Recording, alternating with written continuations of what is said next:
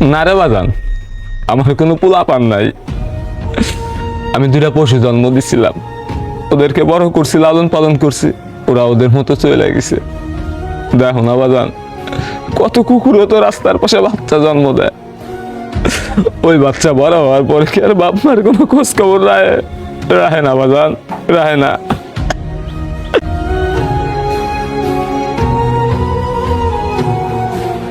চাচা, তা নাই বুঝলাম, কিন্তু আপনার এই অবস্থা কে?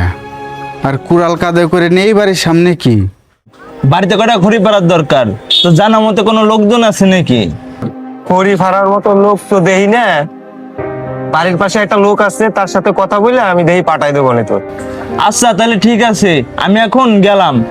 আচ্ছা ঠিক আছে, যা দিয়ে যাস। সাহেব, ও সাহেব, সাহেব বাড়িতে আছেন? এই কিরা রে, কি চাইস? সাহেব, শুনলাম আপনি নাকি কিছু খড়ি ফাড়াবেন, তাই আসলাম। চাচা, আপনার দেখে মনে হচ্ছে খুবই অসুস্থ, আপনি কি খড়ি ফাড়াতে পারবেন? পারবো রে বাজান, সমস্যা নাই। না চাচা, আপনার দিয়ে আমি খড়ি ফাড়াবো না, আপনি আসেন তো। বাবা রে, বাবা তোমার চাষি না খুব অসুস্থ। এই খড়িগুলা ফাইরা তুমি যে টাকাটা দিবা, ওই টাকাটা দিয়ে তোমার চাষির চিকিৎসা করণ লাগবো বাবা। তুমি আর না করো না বাবা। চাচা, আপনার মতো লোকের 800 টাকা বেতন দিয়ে আমি খড়ি ফাড়াইতে পারবো না, আপনি জানতো। বাবা রে, 800 টাকা না দাও, তুমি 500 টাকাই দিও, তাও তোমার এই খড়িগুলা আমি ফাইরা দেই বাবা। না, আচ্ছা বিপদে বললাম তো দেখতেছি। জানো যে খড়ি আছে, ওই খড়ি কটা ফাড়েন গে, জান।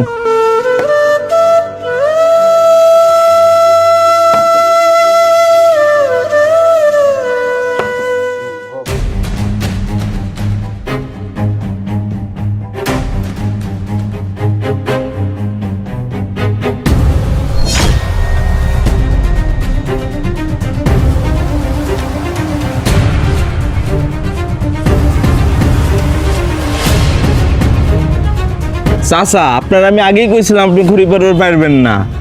না রে বাজান, আমি পারবো, আমার পারতেই হইব। চাচা, আপনার খড়ি পাড়া লাগবেন না, চলেন তো। এই ঝামেলা বিপদ আমি কাঁধে নেব না, চলেন। যত ঝামেলা আমার গাড়ি, জানতে জানতে যান।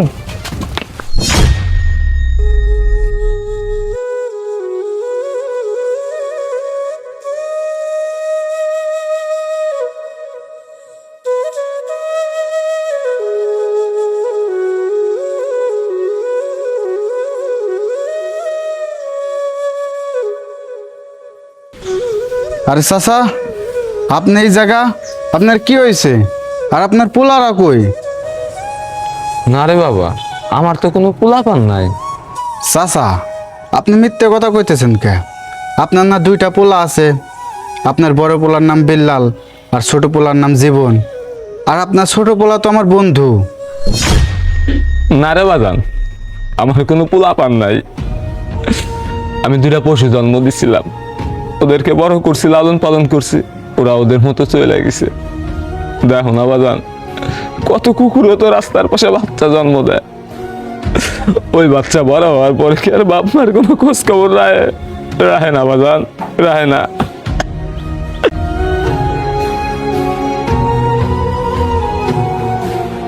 চাচা, তা নাই বুঝলাম, কিন্তু আপনার এই অবস্থা কে?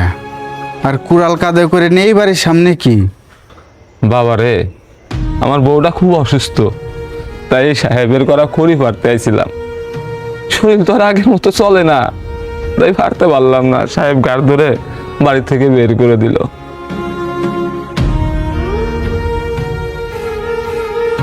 চাচা, আপনার না অনেক টাকা পয়সা ছিল, আর আপনার টাকায় লেখাপড়া কইরা আমি আজ এত বড় হয়েছি। আপনি কি আমারে চিনতে পারছেন চাচা? আমি সেই ছোট্ট ইমন।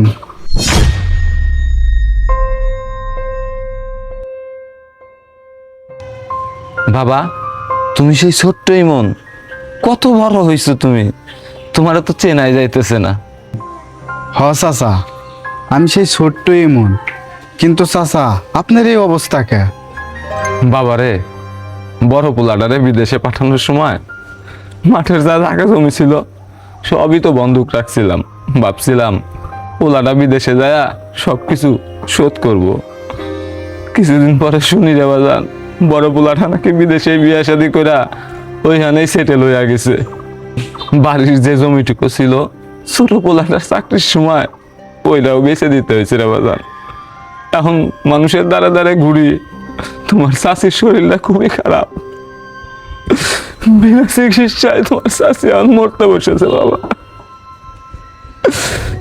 তাই এই বাড়িতে আইছিলাম করা করি বাড়তে। শরীর তো আর আগের মতো চলে না রে বাজান। চাচা, আপনার ছেলেরা আপনার সাথে বেমানি করতে পারে চাচা, কিন্তু চাচা আমি তো আপনার সাথে বেমানি করতে পারি না, কারণ আপনি আমার বাবার স্নেহ দিয়ে লালন পালন করেছেন, আমাকে এত বড় করেছেন। আর সেদিন যদি আপনি আমার পাশে না থাকতেন তাহলে হয়তো বা আমি কোনো এক ডাস্টবিনে নোংরা হয়ে যেতাম। এখন আমি অনেক বড় চাকরি করি, কিন্তু আপনার মতো বাবা আমার নাই। আজ থেকে আপনি আমার বাবা।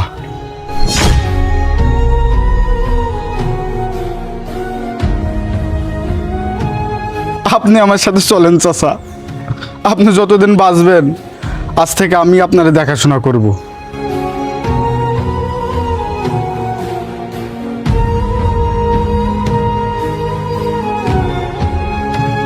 আপনি আমার সাথে চলেন চাচা, আজ থেকে আপনি যতদিন বাঁচবেন আমি আপনার সাথে দেখাশোনা করব।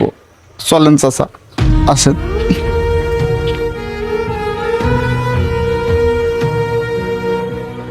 রক্তের চেয়েও কি সম্পর্কের টান বড় হতে পারে? মিজান চাচার গল্পটা শুনলে আপনার বুকের ভেতরটা কেঁপে উঠবে।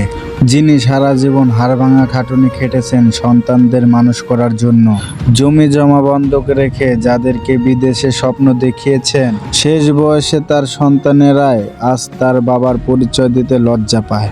তো ভিডিওটি ভালো লাগলে অবশ্যই লাইক, কমেন্ট, শেয়ার করে দিবেন। ধন্যবাদ।